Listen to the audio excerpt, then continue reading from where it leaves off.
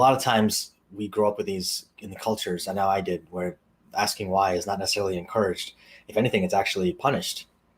It's looked down upon. It's like, oh, why are you questioning these things? This is just the way things are. And I have a funny story to illustrate this. So there's a guy who grew up in India in an ashram, like, which is, an area where the monks are, right? Monastery, if you will. And his dad was a religious guy, and he's a priest, and so he performed these different religious ceremonies. And the entire monastery would attend these ceremonies, and everyone had their own individual ceremonies.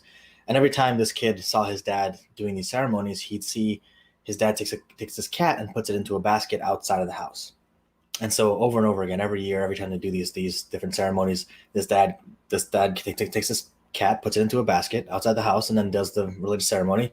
As soon as the ceremony is done, he takes the cat out of the basket and lets it run free. So this kid grows up and he moves to the United States, moves to New York. He gets an apartment and he starts doing his own, religious ceremonies. And every time he does a religious ceremony, he takes a cat, puts it in a basket and outside of his apartment. So his uncle comes to visit him one day and from India, and he comes and he's like, "Oh, uncle, I'm going to do this religious ceremony, and I'm going to do it exactly the way dad did it." He's like, "Oh, great, that's awesome. Your dad was very traditional. I'd love to see it." So he gets everything ready, and he goes and finds a cat, puts it into a basket outside of his house. Uncle sees this and is like, "What the heck is this kid doing?" And lets it go forward. And then after the ceremony is done, he's like, "Hey, so I saw you put the cat in the basket and everything else was fine, but why'd you put the cat in the basket? You don't own a cat. That cat was just a neighborhood cat. Why'd you put it in the basket?" He's like, "Oh, well, my dad always put a cat in the basket outside of the hut where he's doing his religious ceremonies." He's like, "Okay, yeah, did you ask him why he did that?"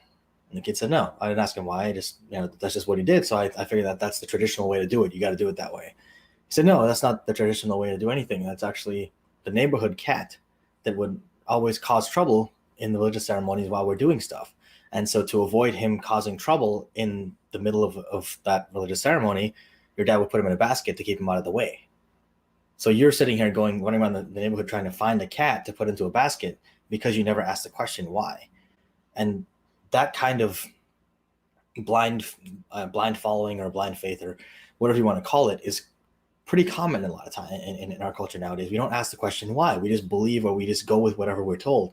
So when you have that underlying why, when you understand what's going on for yourself and why you're doing what you're doing and what the value is, if you have that resolve within you, then you're going to ultimately figure things out. The how becomes irrelevant because you'll always find a new how, a new way to do things if you need to, if you care that much.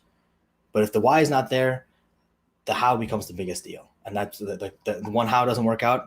That's it. That's the end of the line for you. So take some time to think about and clarify your why, and that'll make all the difference in your life.